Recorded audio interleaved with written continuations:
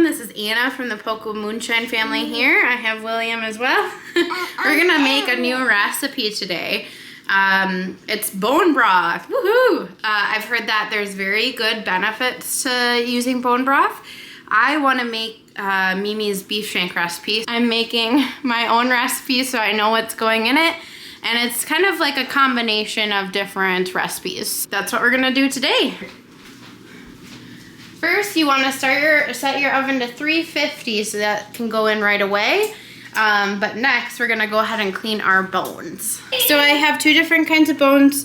The bones right here are from the butcher, our local butcher shop, and they cut them open so that there's marrow exposed and everything. I'm trying to remember, I think they were about 20 bucks for this whole thing of marrow bones. And what I'm going to do in the future is just save more of our bones from steaks and whatnot to help make this recipe in the future and save some money. I'm just gonna run this under some water. And we can go ahead and dry them. So after you rinse them off, go ahead and I'm just gonna dry them a little bit. But now we're gonna go ahead and put them on our baking tray. So the whole reason you want to put them in the oven, from what I've learned, is to go ahead and get kind of like a roasted flavor from the marrow and the bone broth. So that's what we're going to do. Old bones from all different meals. So I'm just going to go ahead and spread these out. And they're a little frozen. Let's go ahead and now we're going to put these in the oven.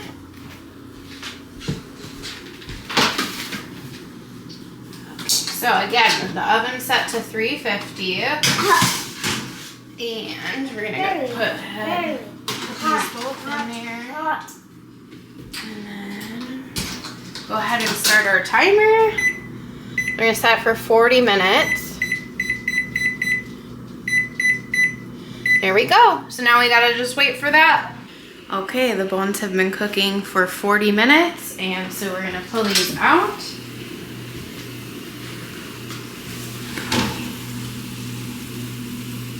You can see all that marrow. Look at that. Just have to be very careful with those ones. Okay, so now what we're gonna do is put these in the crock pot and start building our bone broth in there. I want us to put these in.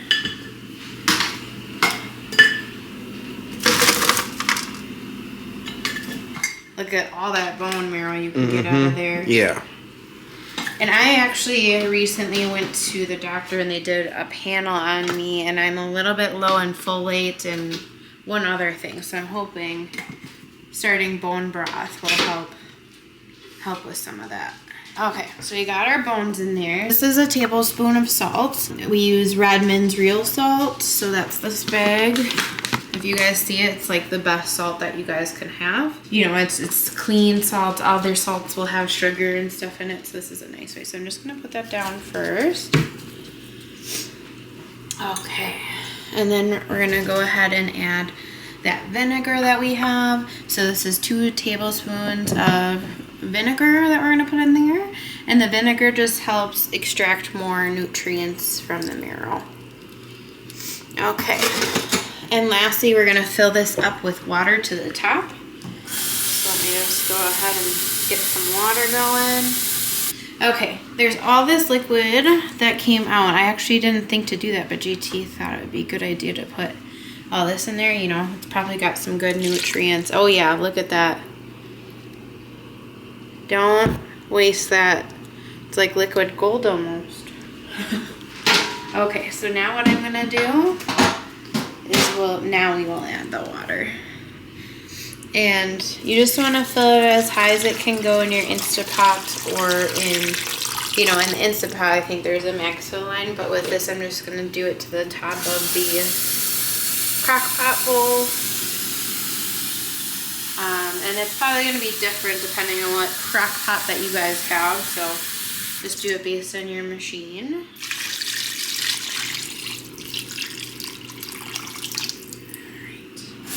I think not quite a full pitcher, but we're going to keep filling this up.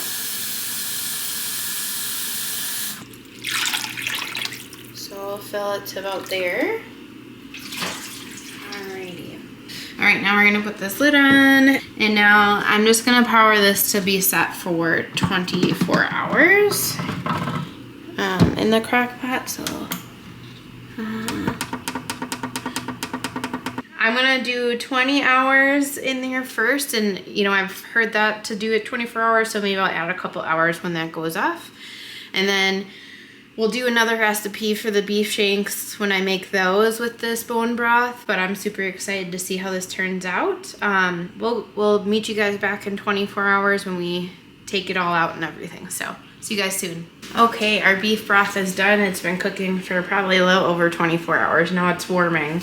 So what we're gonna do is, with a bowl, a larger bowl, and a little mesh strainer, I'm gonna go ahead and strain this. So let's do that now. I think though before that I might take out some of the bigger chunks. I'm gonna take out the bones, and that way we have less things falling out of there.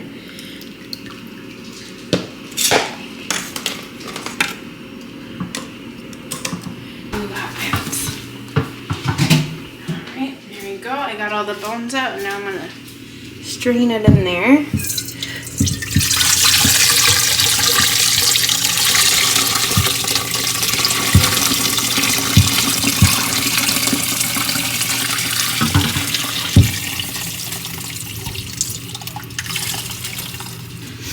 There it is.